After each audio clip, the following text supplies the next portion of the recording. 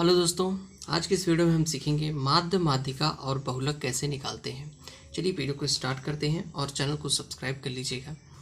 देखिए, सबसे पहले हम सीखेंगे माध्य कैसे निकालेंगे। जैसे ये आंकड़ा दिया है तो यहाँ पे 4 संख्याएं दी हैं। ऐसे आपको 5 संख्या, 6 संख्या, 10 संख्या, जो भी संख्या दी रहेगी उतनी संख्या दी रहेगी। अगर आपको उसका माध्य निकालना है तो माध्य निकालने का जो सूत्र होता है, फार्मूला होता है राशियों का योगफल। ठीक है, राशि मतलब जो भी आपको संख्या दी रहेगी, राशियों का योग फल बटे में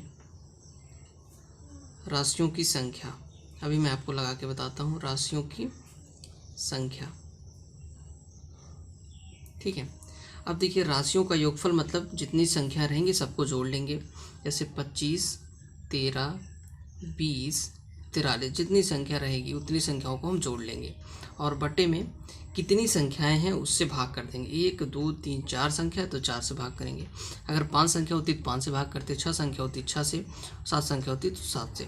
इन सबको जोड़ के हम लिखते हैं कितना आएगा। तो देखेंगे 25, 10, 35, 3, 38 और 38, 20, 58 हो जाएगा। और 58, यहाँ पे 58 और 43 को हम जोड़ लेते हैं। 58 और 43, 8, 3, 11, 5, 4, 9, 1, 10, 101 आएगा। कितना आएगा? 101/4। ठीक है, बटे में 4 है। इसको हम दशमलव बदल लेते हैं तो 4 दूनी 8 हो जाएगा।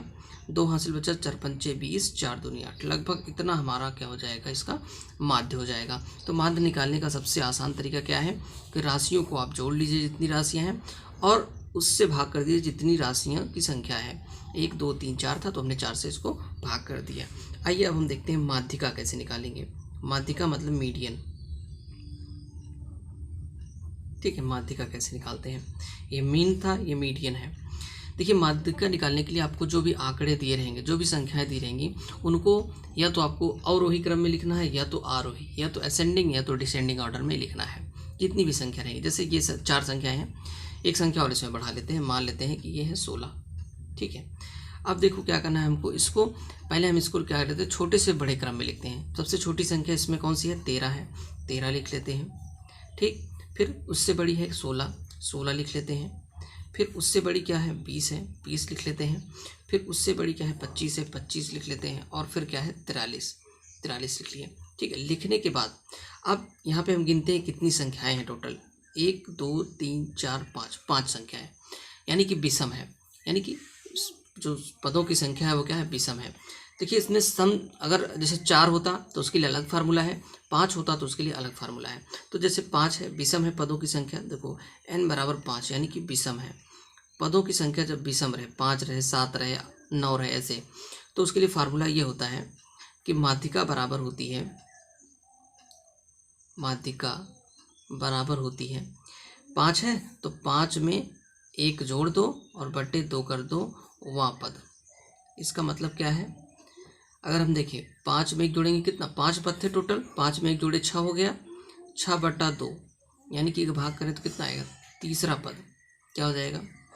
तीसरा पद। यहाँ पे आप लिख लीजिए तीसरा पद, यहाँ पे लिख दीजिए तीसरा पद।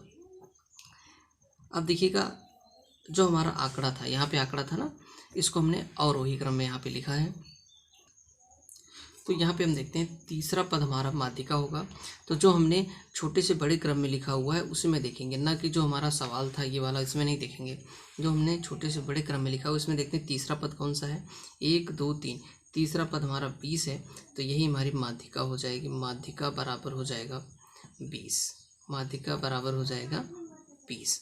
ठीक है, अब अगर हम देखते हैं पदों की संख्या सम हो। सम का मतलब जैसे 2 पद हो, 4 पद हो, 6 पद हो, 8 पद हो, 10 पद हो, 12 पद हो, तो क्या करते हैं, यहाँ पे 43 को हम काट देते हैं। तो 1, 2, 3, 4 पद हुए हमारे। 4 पद मतलब सम है।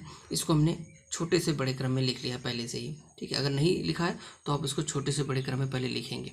लिखने के बाद अगर देखते हैं n बराबर क्या है? 4, यानी कि सम है। जब भी सम रहेगा तो क्या होता है, ध्यान दीजिएगा।